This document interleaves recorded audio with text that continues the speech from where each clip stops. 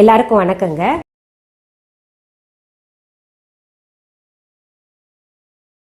இன்னைக்கு பார்த்தீங்கன்னா ரொம்ப சிம்பிளாக செய்ய போகிறேன். சட்னி வெரைட்டிஸ் செஞ்சு காமிக்க போகிறேன். ஒரு 3 வெரைட்டி சட்னி செஞ்சு காமிக்க போகிறேங்க. நான் செய்யறதெல்லாம் இன்னைக்கு ஸ்பைஸியாக இருக்க போகுது. இந்த மழைக்காலத்துக்கு ஏற்ற மாதிரி இருக்க போகுதுங்க.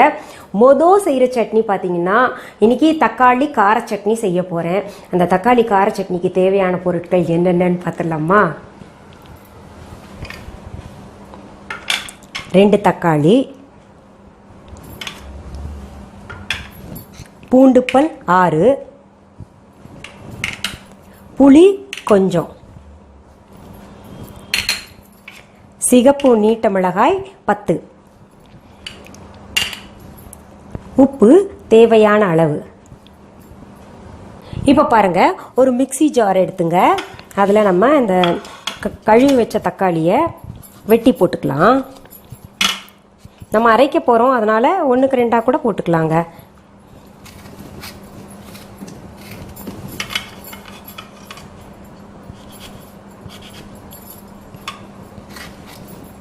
இந்த தக்காளியில் பார்த்தீங்கன்னா இந்த நடுவில் இருக்கிற இந்த வெள்ளை பகுதியும் நடுவில் இருக்கிற இந்த காம்பு பகுதியும் எடுத்துடணுங்க. ஏன்னா அது உடம்புக்கு நல்லது கிடையாது. அது நறுக்கணுன்னா இங்கே பாருங்கள், நீளமாக இப்படி நறுக்கி எடுத்துக்கலாம்.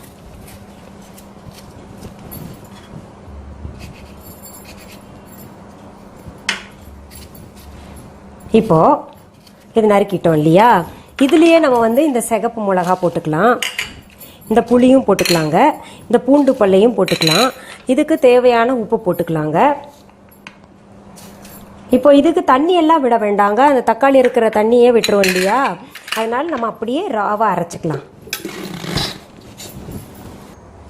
இப்போ பாருங்க, நான் இந்த தக்காளி சட்னி நல்லா அரைச்சிட்டேன். ஆஹாஹாஹா, நல்லா அந்த கலரை பாருங்க, என்ன அம்மா இருக்குன்னு பாருங்க, நல்லா சவச்சவச்சவன்னு.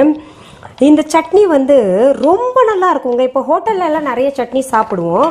பட் அது என்ன சட்னி, எதால செஞ்சிருப்பாங்கன்னு சொல்லிட்டு நமக்கு தெரியாது. நம்ம வீட்டில் செஞ்சு பார்ப்போம், ஆனால் ஹோட்டல் டேஸ்ட் வரலையே அப்படின்னு நினைப்போம் இல்லையா? பட் இந்த சட்னி செஞ்சு பாருங்க. நான் ஹோட்டலுக்கு போனாலே பொதுவாகவே என்ன பண்ணுவேன், ஒரு சட்னியோ ஏதாவது சாப்பிட்டேன்னா அது வாயில் வச்சு அப்படியே மெதுவாக சுவைச்சிக்கிட்டு இருப்பேன். அதில் என்னென்ன போட்டிருக்காங்கன்னு தெரிஞ்சுக்கிறதுக்காக. அப்படி நிறைய விஷயங்கள் நான் தெரிஞ்சுக்கிட்டேன். இல்லைன்னா கூப்பிட்டு அந்த இவர் இருக்கார் இல்லையா, சமைக்கிற அவரை கூப்பிட்டே கேட்டுருவேன், ரொம்ப சுவையா இருக்குங்க, என்ன போட்டிருக்கீங்க அப்படின்னு. ஒரு சிலர் சொல்லிடுவாங்க. இது பாருங்க, இந்த கார சட்னி ரொம்ப டேஸ்டா இருக்குங்க. ரொம்ப சிம்பிள் இல்லைங்களா? யாராவது வந்தாங்கன்னா பிரச்சனையே இல்லை, அப்படியே பச்சையா அரைச்சு வச்சிடலாம். நம்ம இட்லி கூடயோ தோசை கூடயோ. வெறும் இது வச்சா நல்லா இருக்குமா? இல்லை, இன்னும் 2 சட்னி வச்சா நல்லா இருக்கும். இல்லை, கலர்ஃபுல்லா பாக்குறவங்களே நினைப்பாங்க, என்னம்மா பரிமாறுறாங்க இவங்க, வீட்டுக்கு போனாலே ஒரு இட்லி செஞ்சாங்கன்னா விதவிதமான கலர்ஃபுல்லா சட்னி வைக்கிறாங்கன்னு சொல்லிட்டு பேசணும்ல. அதனால பாத்தீங்கன்னா இன்னொரு சட்னி சொல்லி தர போறேங்க. அதற்கு தேவையான பொருட்கள் என்னென்னு பார்த்தலாம். 1 கட்டு கொத்தமல்லி எடுத்துக்கோங்க, நல்லா ஃப்ரெஷ்ஷான கொத்தமல்லி இலைகள். அடுத்தது அதுக்கு ஒரு 8 பச்சை மிளகாய் எடுத்துக்கலாங்க, இதுவும் ஸ்பைஸியாக இருக்கும். கொஞ்சம் புளி எடுத்துக்கலாங்க. அதுக்கு மாங்காய் துண்டுகள் பார்த்தீங்கன்னா ஒரு அரை மாங்காவும் பின்ன இன்னொரு ப்ளஸ் அதில் 1/4 மாங்காவும் அப்படி எடுத்திருக்கேன். இப்போ இது செய்யும் முறை பார்த்துடலாங்க. இந்த மாங்காய் தோல் நீக்கிடலாம். நம்ம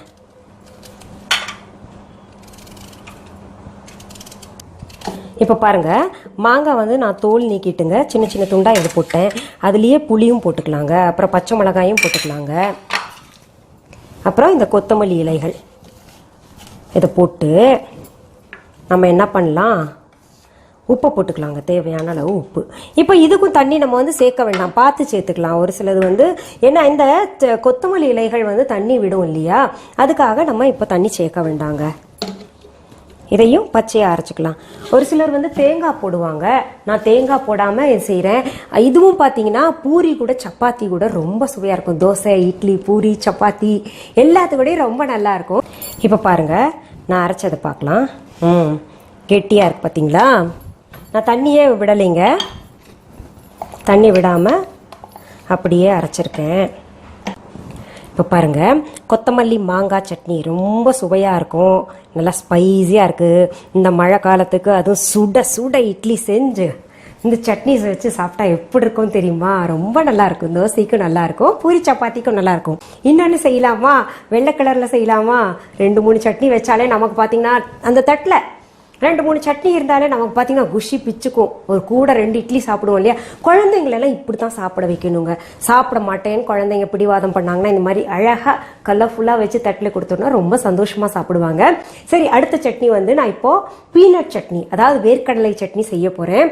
அதற்கு தேவையான பொருட்கள் என்னென்னு பார்த்துடலாமா? இந்த வறுத்த தோல் எடுத்த வேர்க்கடலை வறுத்து தோல் எடுத்த வேர்க்கடலை 1 கப். அடுத்தது பச்சை மிளகாய் 5 எடுத்துக்கலாங்க. அடுத்தது இஞ்சியும் பூண்டும், இஞ்சி ஒரு சின்ன துண்டு, பூண்டு பல் வந்து ஒன்று போருங்க அதுக்கு. அப்புறம் புளி கொஞ்சம் எடுத்துக்கலாம். உப்பு தேவையான அளவு. அப்புறம் தண்ணி வந்து நமக்கு எவ்வளோ தேவையோ அவ்வளோ ஊற்றி அரைச்சிக்கலாங்க. இப்போ என்ன பண்ணுறோம், நம்ம இந்த மிக்ஸி ஜாரில் இந்த வேர்க்கடலையை போட்டுக்கலாங்க. நல்லா வேர்க்கடலை தோலோடு இருக்கும் இல்லையா? அதை எடுத்து வறுத்து நம்ம தோல் நீக்கிக்கலாம். பச்சை மிளகாய் போட்டேன், இஞ்சி போடுறேன், பூண்டு போடுறேன், புளி போடுறேங்க. உப்பு தேவையான அளவு போடுறேன். இப்போ தேவையான அளவு தண்ணி நான் சேர்த்துக்கிறேங்க இதில். இப்போ பாருங்கள், நம்ம அரைச்சதை பார்க்கலாம். நான் கொஞ்சம் தண்ணி விட்டு அரைச்சேன்ல, ஆஹாஹா அப்படியே வெண்ணெய் போல் இருக்குங்க. இப்போ நம்ம இதையும் ட்ரான்ஸ்ஃபர் பண்ணிக்கலாம். இன்னைக்கு செஞ்ச சட்னிஸ் எல்லாமே பார்த்தீங்கன்னா பணியாரத்துக்கு கூட ரொம்ப நல்லா இருக்குங்க. ஆப்பத்துக்கு, பணியாரத்துக்கு, எல்லாத்துக்குமே நல்லா இருக்கும். இன்னைக்கு பார்த்தீங்கன்னா நான் இன்னைக்கு சட்னி வெரைட்டிஸ் பார்ட் 1, இது உங்களுக்கு பார்ட் 2, பார்ட் 3 எல்லாம் இன்னும் போகிறேன். அதில் பார்த்தீங்கன்னா கொத்தமல்லி மாங்காய் சட்னி செஞ்சுருக்கேன், பச்சை கலரில். வெள்ளை கலரில் வேர்க்கடலை சட்னி செஞ்சுருக்கேன். சிகப்பு கலரில் கார சட்னி செஞ்சுருக்கேன். ரொம்ப நல்லாயிருக்கும். நீங்களும் ட்ரை பண்ணுங்கள். கொஞ்சம் கொஞ்சம் அரைச்சி ஒரு 3 வெரைட்டி சட்னி வச்சு குழந்தைங்களை சந்தோஷப்படுத்துங்க, வீட்டுக்காரரையும் சந்தோஷப்படுத்தலாம். அப்படியே முந்தானையில முடிச்சுக்கணும்ல நம்ம, அதனால இந்த மாதிரி விதவிதமா சமைச்சு போடலாங்க. சரிங்க, இன்னைக்கு வந்து சட்னி வெரைட்டிஸ் பார்ட் 1ல வந்து 3 சட்னி செஞ்சு காமிச்சிட்டேன். மீண்டும் சந்திக்கலாமா?